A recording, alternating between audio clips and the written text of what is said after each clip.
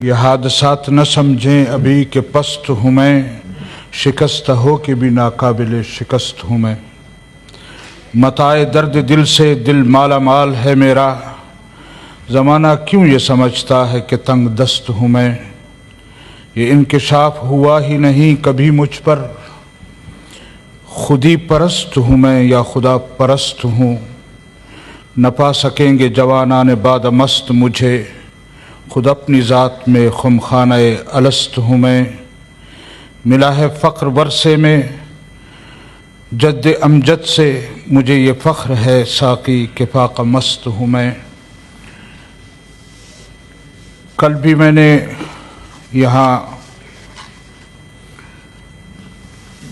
ایک تحریک پیش کی تھی اور میں پورے ایوان کا شکر گزار ہوں کہ بالاتفاق انہوں نے اس کی تائید فرمائی۔ میں گزارش کر رہا ہوں کہ گزشتہ دنوں جمعیت علماء اسلام کے مرکزی مجلس شورا کے رکن اور ہمارے صوبہ خیبر پختونخوا کے سرپرست حضرت مولانا شیخ محمد ادریس صاحب رحمہ اللہ کو دن دہاڑے جب وہ صبح نماز کے بعد کچھ 7 ساڑھے 7 بجے کے درمیان مدرسہ نعمانیہ میں درس دینے کے لیے جا رہے تھے، ان کو گولیوں کا نشانہ بنایا گیا اور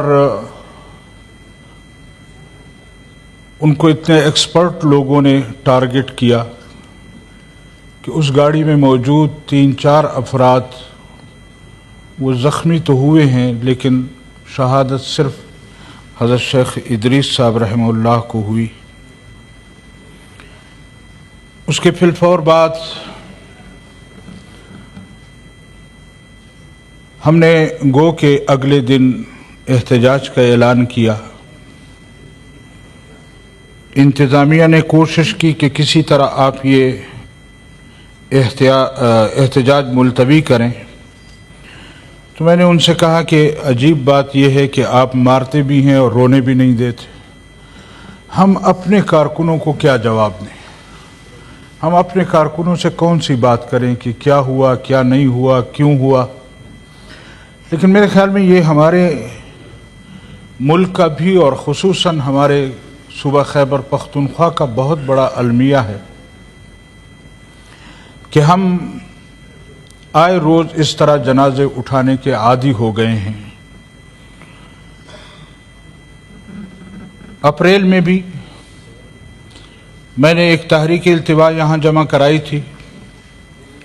لکی مروت میں ایک 3 سالہ معصوم بچی کو بارش کے دوران اٹھا کر اس کے ساتھ زیادتی کی گئی، پھر اس کو قتل کیا گیا۔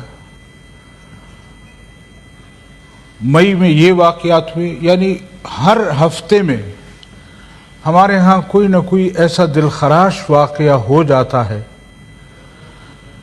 اور ہم پھر اپنے یہ سمجھتے ہیں کہ بس خیر خیریت ہو گئی، آئندہ ایسا نہیں ہوگا۔ مجھے سمجھ نہیں آ رہی کہ ہم اس قوم کو کس طرف لے کر جا رہے ہیں۔ ہمارے بڑوں میں سے کسی نے کہا کہ اگر اس ملک کو تقسیم کرنا ہے تو آئیں بیٹھیں، بتائیں کس طرح تقسیم کرنا ہے، ہم آپ کے ساتھ تقسیم کرنے کے لیے بیٹھ جائیں گے، لیکن خدا را ہمارے جانوں سے، ہمارے خونوں سے، ہماری عزتوں سے تو نہ کھیل کھیلا جائے۔ کیوں ایک گھونٹ گھونٹ دے کر ہمیں مارا جا رہا ہے؟ کیوں ہمارے حالات کو خراب کیا جا رہا ہے؟ اگر یہ ملک آپ کی حفاظت نہیں کر سکتا، اگر یہ ہمارے فورسز ہماری حفاظت نہیں کر سکتے، تو پھر آپ بتائیں کہ ہم ان کو یہ اجازت دے سکتے ہیں کہ یہ ہم پر مسلط رہیں؟ میرے تحریک انصاف کے ساتھی ناراض نہ ہوں، گزشتہ 13 سال سے ہمارے صوبہ خیبر پختونخوا میں ان کی حکومت ہے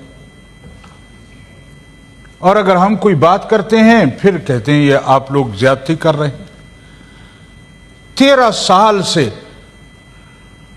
ہم پر، اور آج تک دوسری چیزوں تو ایک طرف رکھو، ہمیں امن تک نہیں مل سکتا۔ ہم وہاں اپنے آپ کو غیر محفوظ سمجھتے ہیں۔ ہمارے پارٹی کے مرکزی قیادت کے گھر پر حملے ہوئے، ہمارے گھروں پر حملے ہوئے، ہمارے بچوں پر حملے ہوئے، لیکن اس کے باوجود حکومت ہے جو ٹس سے مس نہیں ہو رہی۔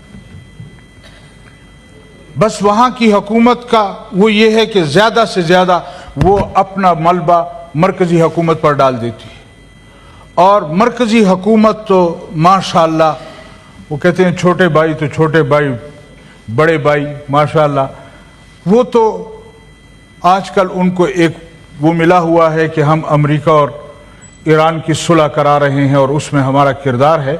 بھلے ہو، ہم بھی یہ سمجھتے ہیں، لیکن ذرا اس طرف بھی تو متوجہ ہوں، ہمارے شیخ ادریس کو کیوں قتل کیا گیا؟ کیا صرف اس نے اتنی بات کی؟ کہ میں ان لوگوں کو اپریشیٹ کرتا ہوں جنہوں نے پاکستان نے جس طرح جو کردار ادا کیا، ہم آپ کے ہر اچھے کام کی تائید کرتے ہیں اور اس کے جرم میں ہمارے ساتھیوں کو اڑا دیا جاتا ہے۔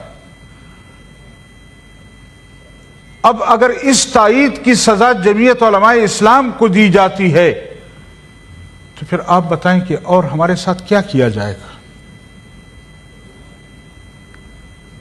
ہم جب بھی کوئی بات کرتے ہیں ہمیں تانا فوراً دے دیا جاتا ہے کہ ان کے بڑوں نے پاکستان کی مخالفت کی تھی، لیکن میں سمجھتا ہوں کہ ہمارے بڑوں کی نظریں اس وقت سے آج کے اس دن پر تھی کہ یہاں کوئی قوم محفوظ نہیں رہے گی، یہاں تحفظ نہیں ہوگا، یہاں خانہ جنگیاں ہوں گی، یہاں اس طرح کی صورتحال بنے گی۔ اور اگر اس طرح کی صورتحال کے لیے پاکستان کو بنایا گیا ہے تو پھر آپ ہماری ذرا رہنمائی کریں کہ ہم نے مزید بھی اپنے بچوں، اپنی اولادوں کو بھی اسی راہ پر ڈالنا ہے، اسی غیر محفوظ ملک میں ہم نے رہنا ہے، انہی شہادتوں کا ہم نے ہمیشہ جنازے اٹھانے ہیں۔ کبھی اس ملک میں امن آئے گا، کبھی ہماری مرکزی قیادت سنجیدہ ہوگی، کبھی ہمارے ادارے سنجیدہ ہوں گے۔ کیوں ہمارے سروں کے سودے کیے جاتے ہیں؟ کیوں ہمیں اس پر مجبور کیا جاتا ہے کہ ہم آ کر ایوان میں اس طرح کی باتیں کریں؟ میرے صوبے میں 2015 میں جب تحریک انصاف کی حکومت تھی، بلدیاتی انتخابات میں ہم نے ان کو شکست دی۔ ان کی حکومت کے ہوتے ہوئے تو آج مجھے بتایا جائے، مجھے علم ہے لیکن میں اس لیے یہاں یہ باتیں نہیں کروں گا کہ جس طرح آپ کی مرکزی حکومت نااہل ثابت ہو رہی ہے قوم کے لیے، اسی طرح ہماری صوبائی حکومت بھی نااہل ہے، وہ اس قوم پر مسلط رہنے کا حق کھو چکی ہے، لیکن اس کے باوجود ہم پر مسلط کیا ہوا ہے۔ اس کے باوجود ہمیں کہتے ہیں کہ آپ نے اسی حکومت کے تحت وقت گزارنا ہے۔ آخر کیوں؟ اگر آج ہم اس طرح کی بات کریں گے کل ہمیں بھی نشانہ بنایا جائے گا،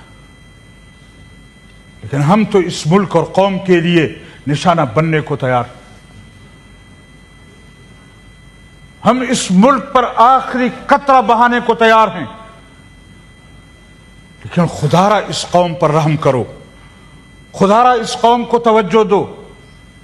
ہماری امن و امان نہیں ہے صوبے میں، ہم غیر محفوظ ہو چکے ہیں صوبے میں، اور آئے روز مذہب کو ٹارگٹ کیا جا رہا ہے، مذہبی لوگوں کو ٹارگٹ کیا جا رہا ہے، اس لیے کہ ہم نے پارلیمنٹ کا ساتھ دیا، ہم نے جمہوریت کا ساتھ دیا،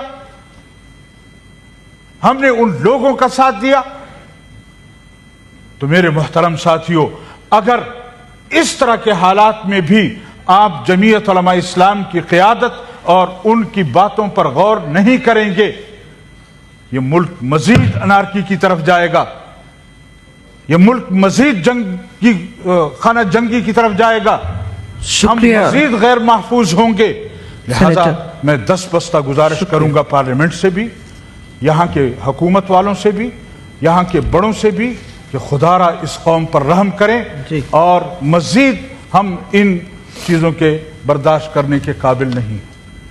میں دعا گو ہوں کہ اللہ تعالی حضرت مولانا شیخ ادریس صاحب کو جنت الفردوس میں اعلیٰ مقام نصیب فرمائے، آمین، اور ان کے بچوں کو اللہ تعالی ان کا صحیح جانشین بنائے۔ اللہ تعالی میرا اور آپ کا حامی و ناصر ہو۔ وآخر دعوانا الحمدللہ۔